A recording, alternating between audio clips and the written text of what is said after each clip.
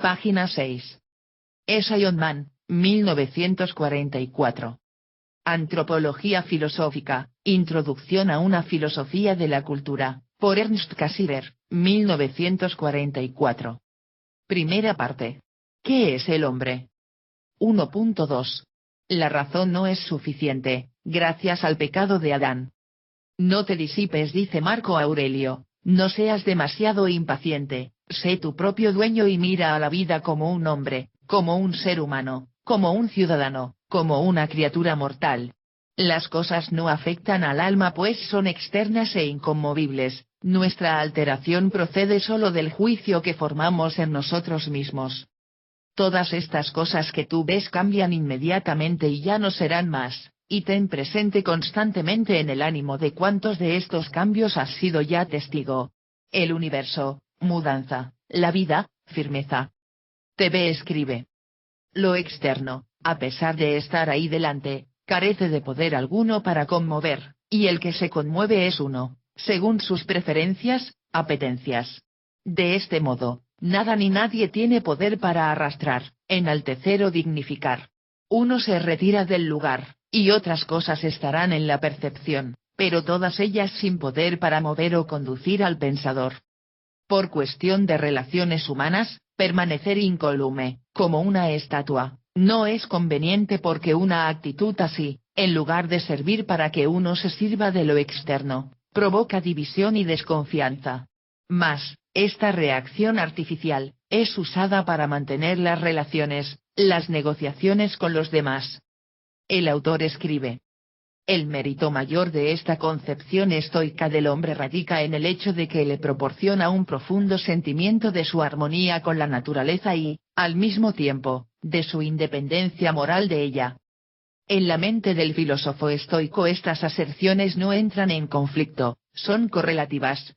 El hombre se encuentra a sí mismo en perfecto equilibrio con el universo y sabe que este equilibrio no debe ser perturbado por ninguna fuerza exterior. Es el carácter dual de la impasibilidad estoica, que se ha revelado como uno de los poderes formadores más fuertes de la cultura antigua, pero se encontró de pronto en presencia de una fuerza nueva, hasta entonces desconocida. El conflicto con esta nueva fuerza conmovió el ideal clásico del hombre en sus verdaderos cimientos. La teoría estoica y la cristiana del hombre no son necesariamente hostiles. En la historia de las ideas han trabajado a la par y a menudo las encontramos en estrecha conexión en un mismo pensador.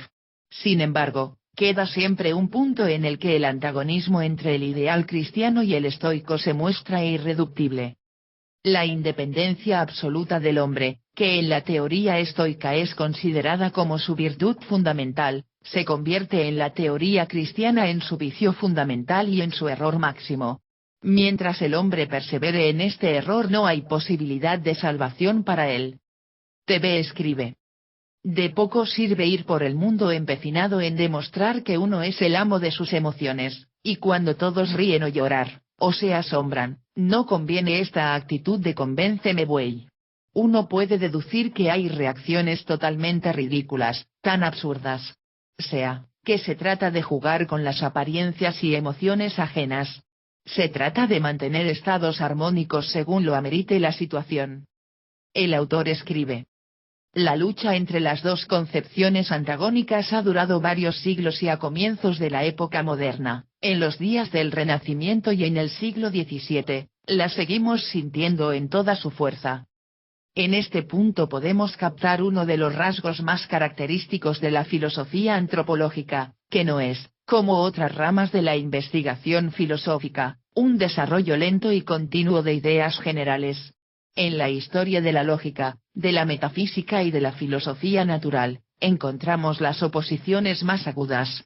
Esta puede ser descrita en términos hegelianos como un proceso dialéctico en el que cada tesis es seguida por su antítesis. Sin embargo, existe una interna consistencia, un orden lógico que conecta las diferentes etapas de este proceso dialéctico. Pero la filosofía antropológica exhibe un carácter bien diferente. Si quisiéramos captar su significado y su importancia reales habríamos de escoger no la manera épica de descripción sino la dramática, porque no nos enfrentamos con un desarrollo pacífico de conceptos o teorías, sino con una pugna entre poderes espirituales en conflicto. La historia de la filosofía antropológica se halla cargada con las pasiones y emociones humanas más profundas. TV escribe. Observamos las reacciones, las emociones de interlocutor, lo que le conmueve de manera genuina. Es una forma de política, diplomacia, de empatía demostrada con lo que otros consideran o saben que es hermoso o feo. Si alguien está emocionado hablando de su perrito, gatito o mascota, la estrategia es hablar de lo hermosas que son las mascotas. El autor escribe. No se ocupa de un problema teórico singular, por muy general que sea su alcance, sino que se halla en cuestión el destino entero del hombre y reclama una decisión última. Este carácter del problema antropológico ha encontrado su expresión más clara en la obra de Agustín. Se hallaba Agustín en la frontera entre dos edades. Viviendo en el siglo IV de la era cristiana, se ha criado dentro de la tradición de la filosofía griega, y especialmente el sistema neoplatónico ha marcado su impronta en toda su filosofía. Pero, por otra parte, es el vanguardista del pensamiento medieval, es el fundador de la filosofía medieval y de la dogmática cristiana. En sus confesiones seguimos paso a paso su marcha de la filosofía griega a la religión cristiana. Según San Agustín, toda la filosofía anterior a la aparición de Cristo padece un error fundamental y está infestada de una misma herejía. Se había exaltado el poder de la razón como el supremo poder del hombre, pero lo que el hombre no pudo conocer jamás hasta que fue esclarecido por una especial revelación divina es que la razón constituye una de las cosas más dudosas y equívocas del mundo. No puede mostrarnos el camino de la luz, la verdad y la sabiduría. Ella misma es oscura en su sentido y sus orígenes se hallan envueltos en el misterio, que se resuelve únicamente con la revelación cristiana. Según Agustín, la razón no posee una naturaleza simple y única sino doble y escindida.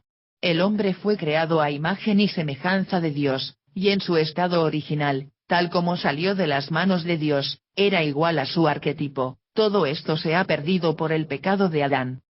A partir de ese momento se enturbió todo el poder original de la razón y sola, abandonada a sus propias fuerzas, nunca encontrará el camino de retorno.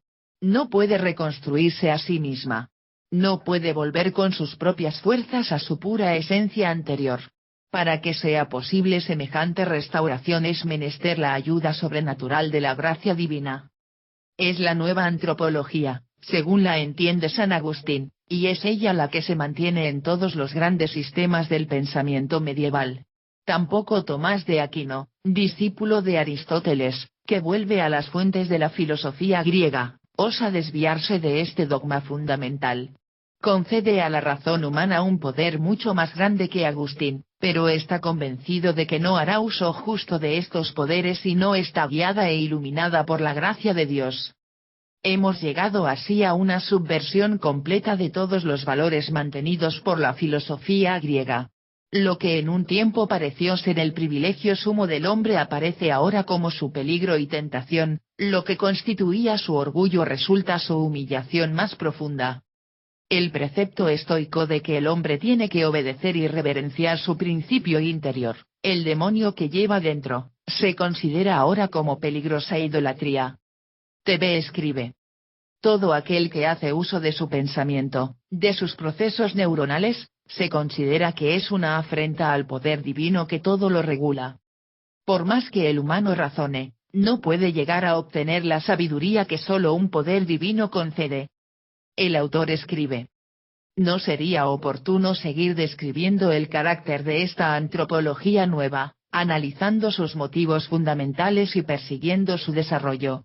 A los fines de comprender su alcance podemos escoger una guía diferente y más breve. En los comienzos de los tiempos modernos apareció un pensador que prestó a esta antropología un nuevo impulso y esplendor. En la obra de Pascal encuentra su expresión última, acaso la más impresionante. Pascal estaba preparado para esta faena como no lo ha estado ningún otro escritor. Poseía dones incomparables para elucidar las cuestiones más oscuras y para condensar y concentrar sistemas complejos y dispersos de pensamiento. Nada parece impenetrable a la finura de su pensamiento y a la lucidez de su estilo. En Pascal se juntan todas las ventajas de la literatura y de la filosofía modernas, pero las utiliza como armas contra el espíritu moderno, el espíritu de Descartes y su filosofía. ¿Y qué era lo que Descartes proponía? Página 7.